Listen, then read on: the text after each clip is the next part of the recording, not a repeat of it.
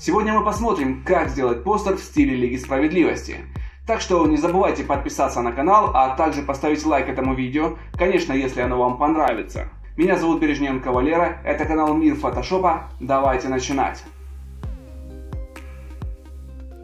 Как известно, 16 ноября в прокат выходит фильм «Лига Справедливости», и мне интересно посмотреть, как выглядят их постеры.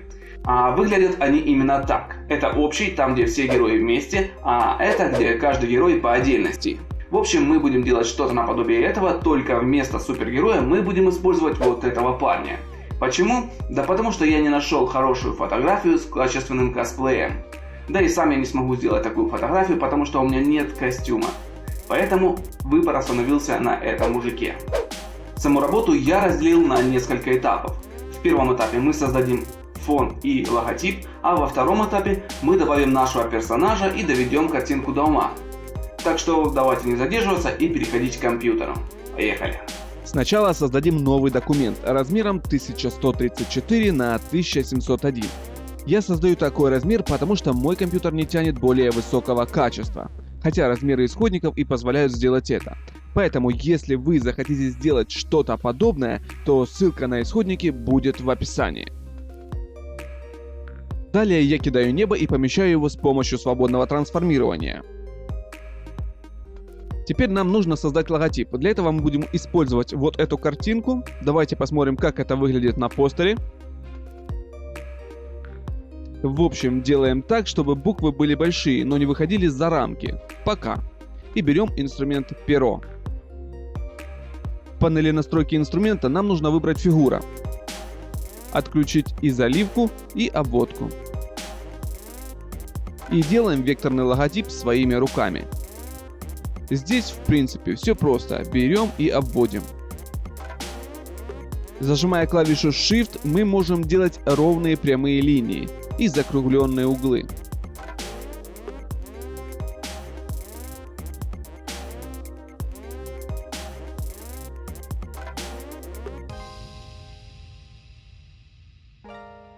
После того, как мы закончили с контуром, давайте к нему добавим заливку. Примерно вот такого цвета. Давайте выберем с фона.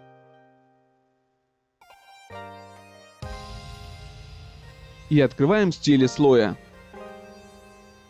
Здесь мы добавим старое доброе теснение. Все настройки у меня уже выставлены. Вы можете нажать на паузу и скопировать их. Или настроить их по-своему. Теперь давайте скопируем этот стиль слоя на вторую половину логотипа. И объединим их в одну папку. Отлично, с теснением закончили, и теперь давайте добавим текстуры. Текстуры добавляем как обтравочные маски с режимом наложения перекрытия. Теперь, я думаю, нам нужно объединить слои с логотипом в папку и назвать ее лого.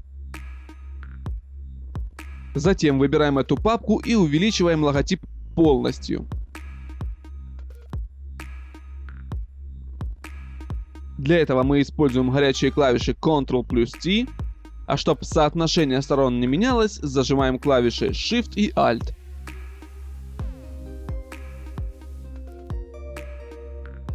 Еще давайте добавим туда блик в центре звезды с режимом наложения в экран.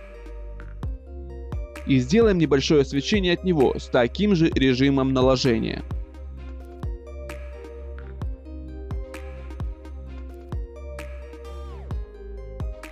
Следующее, что нам нужно сделать, это подготовить свечение под этот блик. Так как блик у нас от солнца, его нужно добавлять на все поверхности, через которые он проходит. В данном случае на логотип. Давайте создадим папку, а в ней два слоя.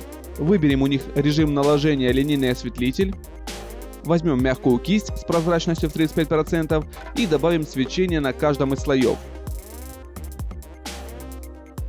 Все, с фоном закончили. Теперь переходим к герою и площадке, на которой он стоит. Начнем как раз с нее. Для этого открываем вот это изображение и с помощью маски убираем все, кроме камней. Дополнительно двигаем, если это нужно.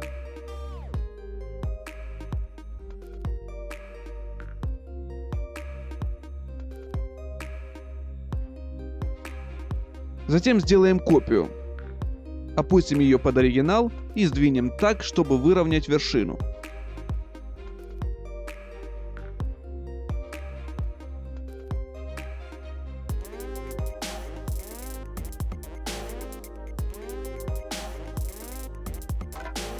Я решил не показывать, как вырезал нашего персонажа. В принципе, здесь все как всегда. Давайте его перенесем на наш фон и поместим на площадку.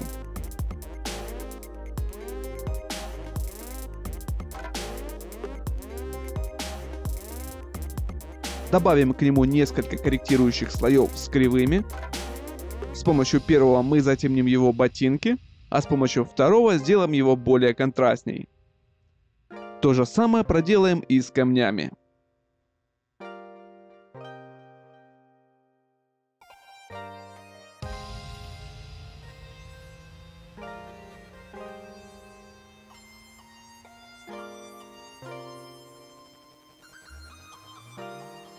Объединяем все в одну папку и назовем ее «Персонаж».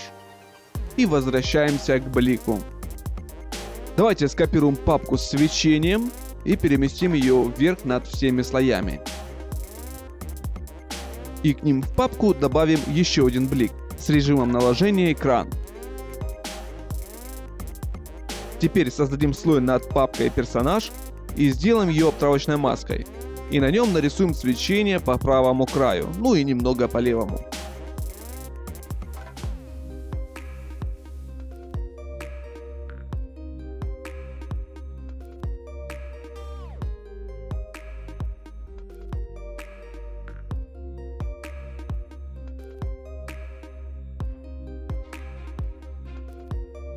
Также давайте за персонажем сделаем небольшое свечение. Для этого создадим слой и мягкой кистью с непрозрачностью в 10% добавим его.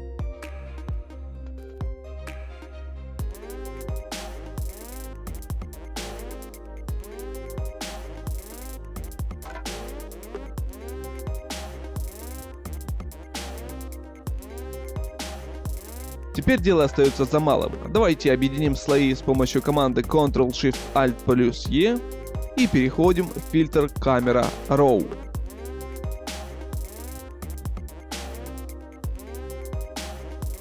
Здесь все как всегда, настраиваем по цвету, добавляем шум, ну и так далее.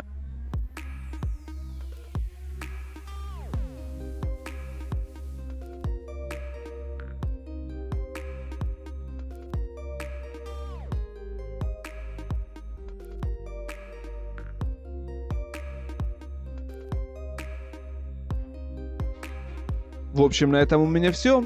Ставьте лайк, если понравилось. До новых встреч. Пока.